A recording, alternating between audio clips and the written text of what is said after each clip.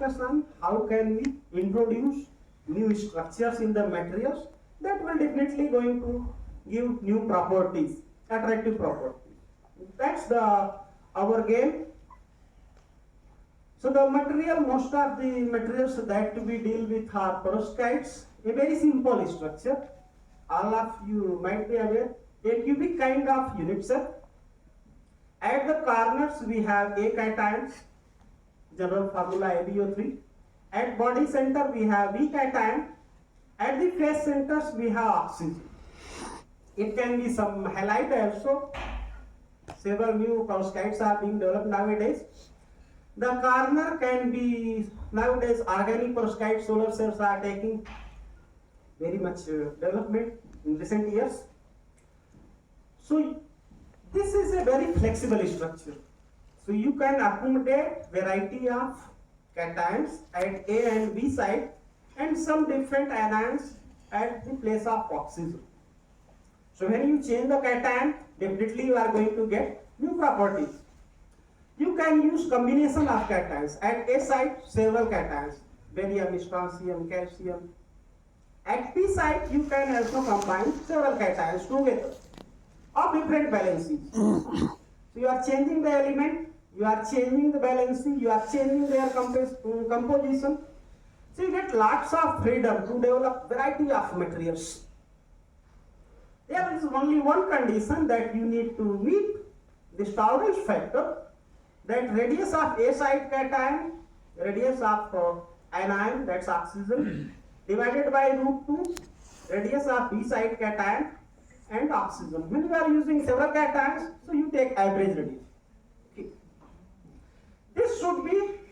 This tolerance factor should be 1 if you are considering ideal cubic structure. It's just geometrical consideration. But when you are accommodating variety of cations, anions, it is always the case that it may deviate from one. So within the limit, this perovskite framework is stable. But you get several new crystal structures, non-cubic structures. And they can transform from one type of crystal structure to other type. That gives you added flexibility and freedom to develop new materials. And because the general framework of the structure is retained, so if you heat them at high temperature, when some expansion, materials expansion is taking place, lattice expansion, so there will be enough space. So it will meet this tolerance factor criteria, structure will be cubic. So at high temperature, most of the perovskites, they convert into cubic structure. When you cool down, they will go to non-cubic structures, and there can be several crystallographic phase transitions. So you can control the properties by controlling the crystal structure, type of combination of cations, their valencies, and that also affects the crystal growth properties, so microstructure can also change. Especially in oxides, you prepare them at high temperature calcination or sintering. So controlling the heat treatment protocol, for how much duration you are heating it, for how much time, temperature. So that gives added flexibility with controlling microstructure and new properties. So I will try to share with you some of the results that we have done. So we prepare all the materials in our own lab, characterize them. So different type of properties that can be seen in these perovskite systems: dielectric, piezoelectric, multiferroic, PTCR, pyroelectric, electro-optic, memory, different kind of applications.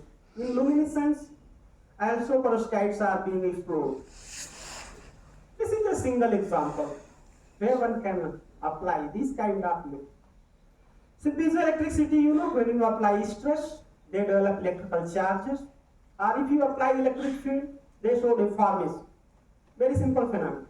But that can be used in variety of advanced applications. Everybody knows ultrasound, medical diagnosis.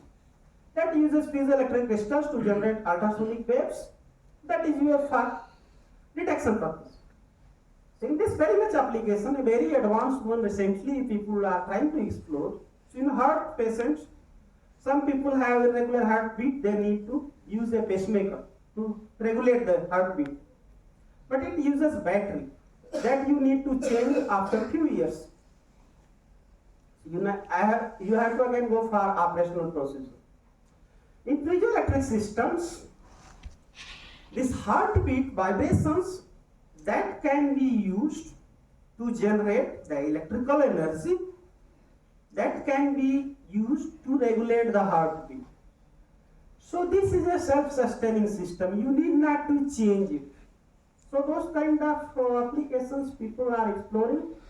As I mentioned, the effect is very simple. You apply stress, you get electrical field.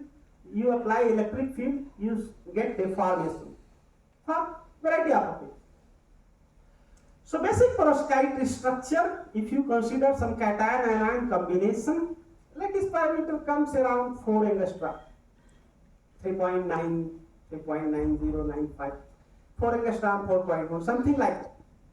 So if you use laboratory copper K alpha wavelength X-ray machine, you get this kind of pattern. Peak position, first peak around 21, 22, second around 31, 30. For 4 angstrom lattice parameter. And cubic structure, all peaks are singlet. When it becomes non-cubic, peak positions will shift, peak splittings will be seen. So knowing the peak splittings, you can determine what sort of structure you are getting and how it is affecting the physical properties. So that's again, in some of these slides I will show. This is a new solid solution system that we have developed in our lab. So individual components were known, but the people have not prepared. So it is a solid solution system which in the composition X, getting perovskite structure. So I have shown just selected peaks. So in previous slide you have this number. So you see these pseudo-cubic indices. So some selected peaks are shown. So top indices are given 111, 200, 200. So in bottom pattern for 0.30 composition, you see all are nearly singlets. And you change the composition. Peaks are showing different kind of splittings. Crystal structure is evolving. So one end component, bismuth, magnesium, zirconium oxide side, that's cubic one. Barium titanate at room temperature is tetragonal. Intermediate compositions, you can see all the peaks are splitted. So that doesn't meet with any of these two. So there is some new crystal structure. So we analyzed the structure for this new solid solution system that we have developed, and using Rietveld structure analysis, we confirm that there is a monoclinic structure in the space group here, which is coexisting with the tetragonal crystal structure. So for those who are not familiar with Rietveld structure refinement, it is a technique in which we generate a theoretically calculated X-ray diffraction pattern by providing some structural models. What type of atoms, what type of unit cell lattice parameter, and different experimental conditions are there that we take and generate a theoretical pattern, try to match it with the experimental X-ray diffraction pattern by adjusting different parameters, so lattice parameter, atomic positions in the unit cell. So when the theoretical pattern matches with the experimental, we accept that structure as the structure of material. So in this figure you see red dots, they are experimental pattern. The overlapping black line, that is theoretically generated X-ray diffraction pattern. Bottom green line, that is the difference between the two patterns. So there is a very good match, you can see. So that gives the confirmation about what structural model we are considering. Okay. So for different compositional range, different type of structures are evolving. Tetragonal plus monoclinic, monoclinic plus cubic, and then finally cubic side. Okay. This is another solid solution system people have studied, but the structures, some piezoelectric properties, D3C, piezoelectric strength coefficient, transition temperature. For a given particular composition, 37%, people have studied and reported a coexistence of rhomboidal and tetragonal phases for the Saran-Sudhanshu system. We try to characterize this system, revisited the structure. So what we find? Lower compositions, a cubic kind of pattern. Higher compositions, tetragonal splittings. For intermediate composition, about 36, 37, there is a mixed character. Okay. So you can see in the left figure, properties are dependent upon the composition. You get maximization of dielectric property around 37% composition. So when we characterize the structure for this solid solution system also, we find that there is a monoclinic structure which is present, not the rhomboidal. And for some of the compositions, there is a coexistence of monoclinic and tetrad. But this monoclinic space grip is now different from previous one. Now it is the PM space group. Earlier we have CM space group. Okay. As we change the composition, phase fraction of the monoclinic phase is changing. So that you can determine only by Rietveld structure refinement. That is the only powerful technique. Okay. So complete crystallographic characterization. So as a function of composition, how lattice parameter evolve. This is the same system, but a particular composition, 0.35% lattice net. We prepared the sample at different heat treatment temperatures, 850 degrees centigrade, 2000 degrees centigrade. So you can see selected peaks, how they are changing with the synthesis temperature. So crystal structure is definitely modifying with the calcination temperature, heat treatment temperature. So we perform the Rietveld structure refinement, how the structure is revolving. So we didn't find any new structure. Structure is same, coexisting monoclinic and tetragonal structures. But what we found that their relative phase proportions are changing. We will change the synthesis temperature. So that is plotted in the left hand side. How with changing the calcination temperature, crystal structure is evolving. So what can happen? It's definitely the grain size. Because when we change the temperature, grain size is going to vary. At high temperature, there is a faster grain growth. Okay. So we characterize the microstructure and we confirm that definitely different grain sizes are there, and that is modifying the crystal structure. Apart from that, you know, in piezoelectric materials, in single crystal form you can see the piezoelectricity. But most of the ceramics in natural synthesis process, they are polycrystalline. A ceramic form, polycrystal. Okay? So normally we get polycrystalline metal. So if you apply stress, because of random orientation of crystals, the charges will develop in random directions and a net averaging will be zero. So you will not see any piezoelectricity in polycrystalline form. So to convert it in piezoelectric, we apply a strong DC field before putting into application, 20 kilovolt, 30 kilovolt per centimeter. For some time, half an hour, 1 hour, and then we remove the field.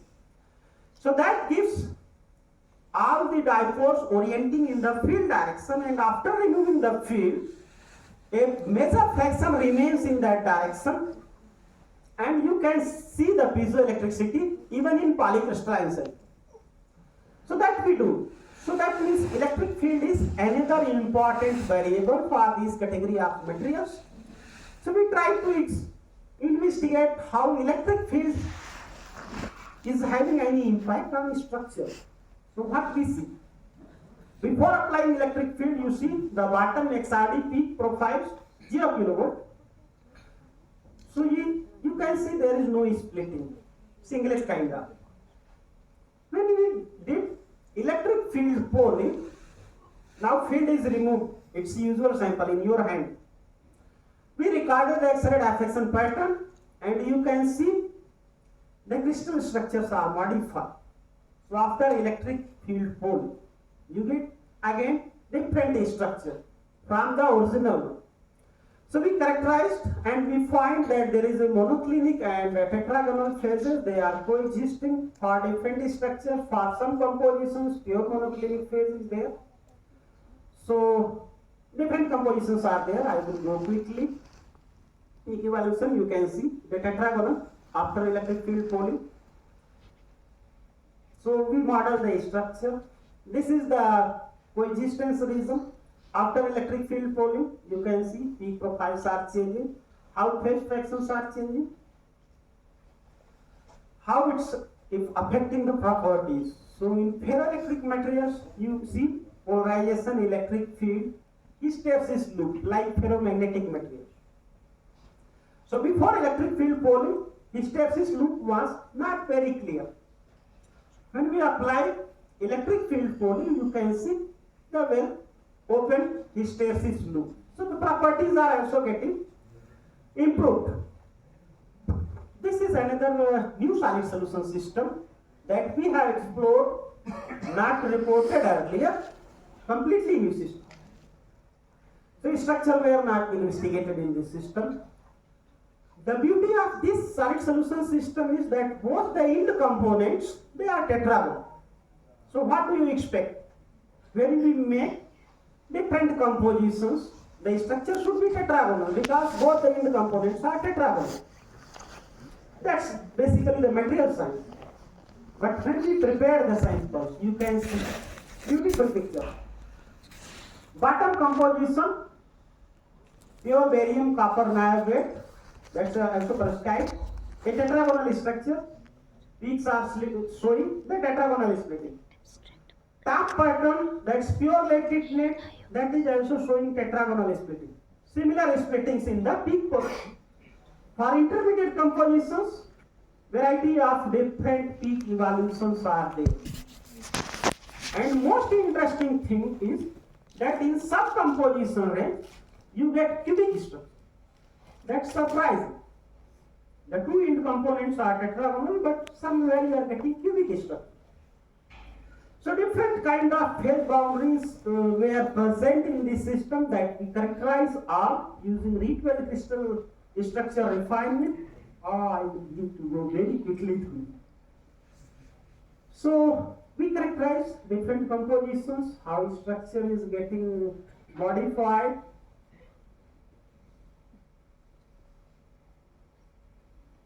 Yes. So one can see very complex evolution of structure in different compositions range. Different types of monoclinic phases are appearing. They are coexisting with the tetragonal compositions in some range. So these are very good Rietveld fits for different compositions considering different structural models. So this is the complete phase diagram that we developed for this system, a very complex one. Even though the two end components, pure tetragonal, intermediate compositions, we see several structures. So this is another sort of material that we explore perovskites for photovoltaics. This, most of you might be familiar, organic one. We started on oxides inorganic.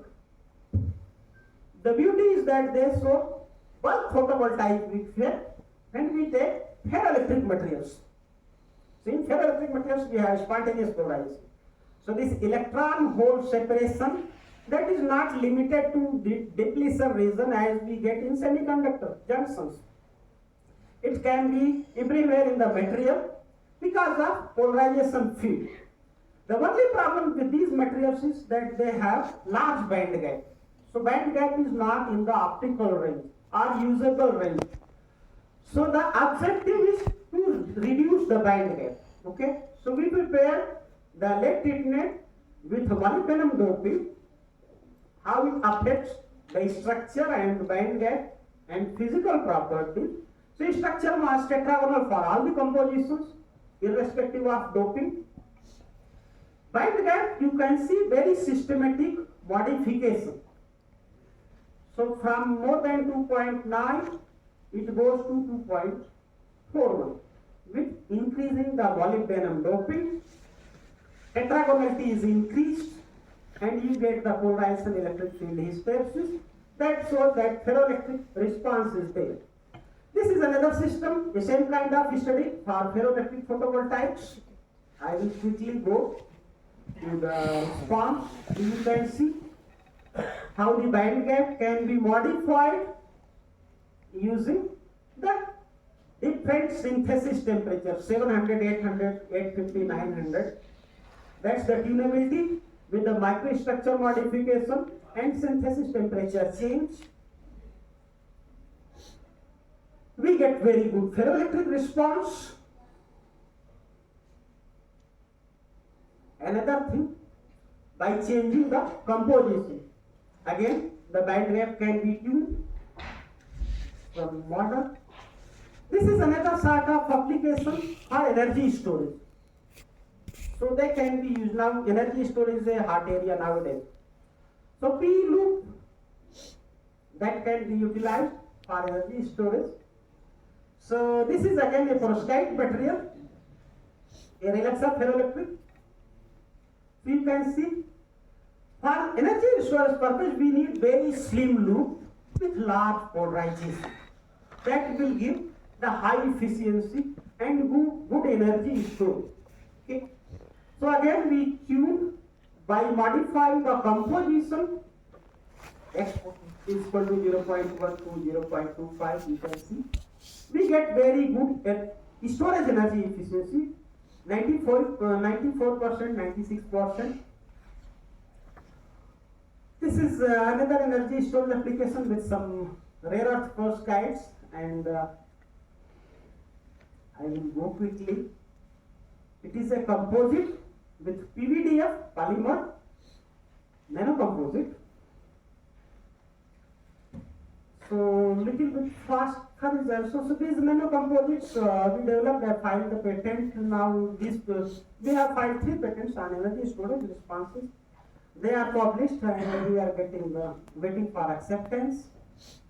Some phosphor systems also, again developing new materials, characterizing their structure, microstructure, electronic structure, and how the responses are modified. So this is again a perovskite host with doping of European. So complete characterizations we have done.